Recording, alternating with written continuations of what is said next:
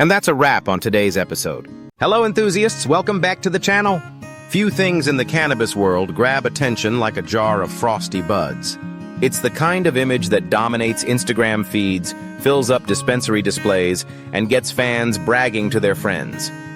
Well, here's the deal. Those crystals aren't just for decoration. They're called trichomes, and they hold the key to potency, flavor, and frost itself. Today, we're breaking down the truth about frosty buds, the science of trichomes, and how growers can help their plants sparkle like diamonds. By the end, you'll know exactly what frost really means, why it forms, and how to separate looks from true potency. Chapter 1. What are trichomes? When you look at a frosty bud, it feels like you're staring at cannabis covered in sugar crystals. But those crystals are actually trichomes. They're microscopic resin glands that coat the flowers, sugar leaves, and even parts of the stems. So why do trichomes show up everywhere? It's because they're the plant's built-in defense system. Resin protects against harsh UV rays, helps lock in moisture, and makes the plant less appealing to pests and animals. In nature, frost isn't just for looks, it's about survival. Inside each trichome is where the magic of cannabis lives. Cannabinoids like THC, CBD, and CBG are created and stored here. Terpenes, which are the molecules responsible for the plant's flavor and aroma, also live inside trichomes, along with flavonoids that contribute to color and taste. Now, cannabis plants have three main types of trichomes: bulbous, sessile, and capitate-stalked. Bulbous are the tiniest. You'd need a microscope to really appreciate them. Sessile trichomes are a little bigger and show up early on the leaves and flowers. But the stars of the show are the capitate-stalked trichomes. These are the mushroom-shaped crystals you can see with the naked eye. They've got a stalk that holds up a big round head, and that's where the plant stashes all its cannabinoids and terpenes. Now, the cool part about trichomes is that as your plant matures, you can actually see them go through stages. At first, they're clear and glassy. Then they turn cloudy as they fill up with cannabinoids. Finally, some heads turn amber as they age. That shift in color isn't just pretty, it's a built-in harvest guide. Clear means not ready, cloudy is peak potency, and amber leans more into a heavy sedative effect. This is why serious growers actually use the state of the trichomes to determine when their plants are ready, instead of using a traditional calendar. Chapter 2. Frost versus potency. A lot of people look at frosty weed and assume more crystals automatically mean their effects will be stronger. And while that can be true, it's not the whole story. Potency depends on two things: trichome density and chemical content. Let's start with density. Simply put, that means how many trichomes are packed onto the surface of the bud. Some strains, for example, like White Widow or Gorilla Glue, naturally load up with dense carpets of resin and are famous for their snowy appearance. However, density alone doesn't guarantee potency. It just means there are more trichomes on the plant. The second factor, chemical content, is where the real magic lies. Inside each trichome head is a blend of cannabinoids, terpenes, and other compounds.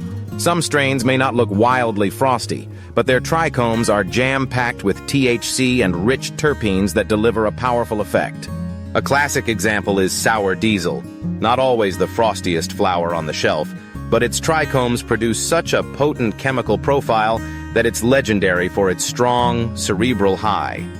Another one is Trainwreck, which can look lighter on the frost but still delivers a hard-hitting, long-lasting experience. Now here's where environment and cultivation come into play. Genetics set the potential, but the grower determines how close the plant gets to it.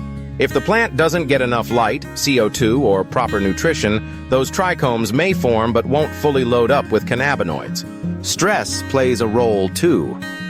Controlled stress like light intensity or slight temperature shifts can boost resin, but too much stress from poor care or bad feeding can reduce chemical quality inside the trichomes. So when we talk about potency, it's not just about how frosty the weed looks, it's about how frosty and how full those trichomes are. A dense coating of empty factories won't hit as hard as a lighter coat of trichomes packed to the brim with THC and terpenes. The takeaway is simple. Frost is a good clue, but it's not a guarantee. To really know what you're smoking, you need to look beyond the sparkle and consider the genetics, the grow, and what's actually inside those resin glands. Now that we've covered some background on today's topic, we just wanted to take a moment to thank the sponsor of today's video, the Exhale Homegrown CO2 Company.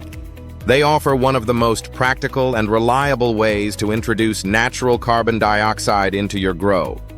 For over 20 years, Exhale has taken the science of fungal respiration and turned it into a clean, controlled, and highly effective solution for indoor gardening. Each bag is thoughtfully designed to meet the needs of real-world growers, from small home tents to fully sealed commercial rooms. It's a true plug-and-play system. Just hang the bag above your canopy and the fun guy inside get to work, producing a steady stream of CO2. This is possible because inside each bag is a proprietary substrate that serves as the fungi's food source, along with a patented, non-fruiting mycelium strain developed specifically for steady, reliable respiration. What really sets Exhale apart is that they were the first to bring the CO2 bag concept to market. While plenty of imitators have followed, none match Exhale's consistency or quality. That's why every product carries the original CO2 bag seal. So when you see that label, you know you're getting proven performance. And here's something special for our October monthly giveaway. Exhale will be providing one Cannabis Guy channel member with a free Exhale CO2 bag. This model delivers a steady 1,300 ppm of CO2 for up to 6 months and is rated for grow spaces up to 4 by 4 feet, or 120 cubic feet. For more information about Exhale and their products, go to the video summary and visit their website at exhaleco2bags.com. While you're there, check out our promo codes from Exhale. It's a great way to save if you're ready to give it a try. Now let's get back to today's topic. Chapter 3. Why plants get frosty. So what actually makes weed frosty? The first piece of the puzzle is genetics. Some strains are simply wired to be resin machines. That's because, over generations, breeders selected plants that produced thicker resin coats, whether for protection outdoors, better aromas, or stronger effects. Strains like White Widow or Gorilla Glue carry that trait in their DNA, which is why they're famous for being absolutely caked in crystals. But not every strain plays by those rules. Old-school landraces, like Afghan Kush or Thai, may not look as snowy on the outside, yet they still deliver a powerful effect because the trichomes they do produce are loaded with cannabinoids.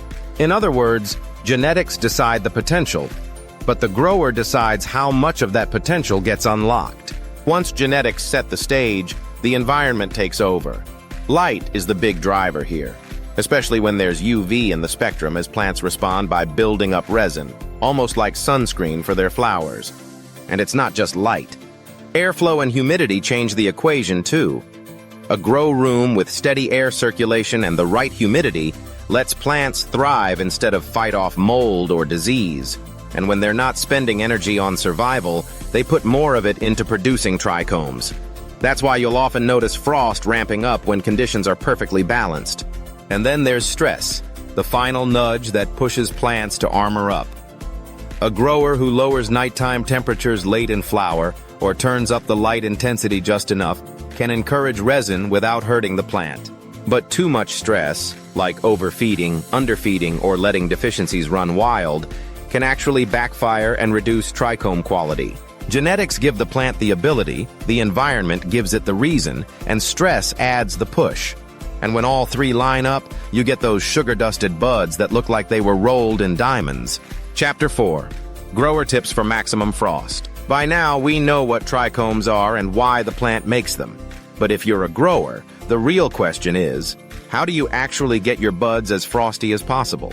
We already touched on genetics, light, and environment, but it's worth noting one of the most powerful tools a grower can use is CO2. Cannabis relies on carbon dioxide for photosynthesis, and when you increase the CO2 available, the plant can process light and nutrients much more efficiently. That extra efficiency translates into more sugars and more energy, which the plant then uses to fuel flower growth and fill its trichome heads with cannabinoids and terpenes. Without enough CO2, even the best genetics can stall out, leaving trichomes underdeveloped or half-filled. With consistent enrichment like CO2 bags that passively releases CO2 around the clock, plants suddenly have the budget to push resin production into overdrive. It's not about forcing frost. It's about giving the plant the resources to max out what its genetics were already capable of. So at the end of the day, what's the real deal with frosty weed? For growers, chasing frost means dialing in the plant's environment.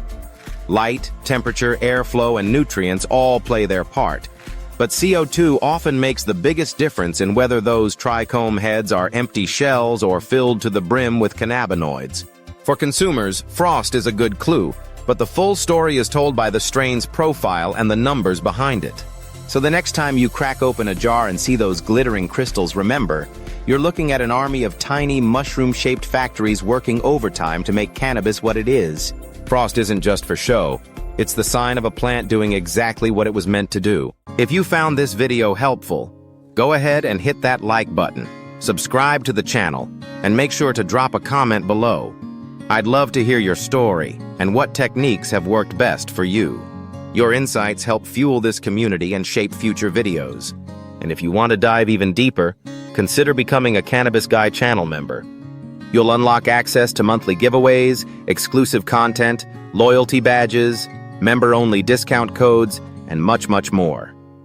It's a great way to support the channel, stay informed, and grow right alongside an amazing group of cultivators. Thanks for tuning in to this educational video. And as always, keep being awesome and stay curious, my friends.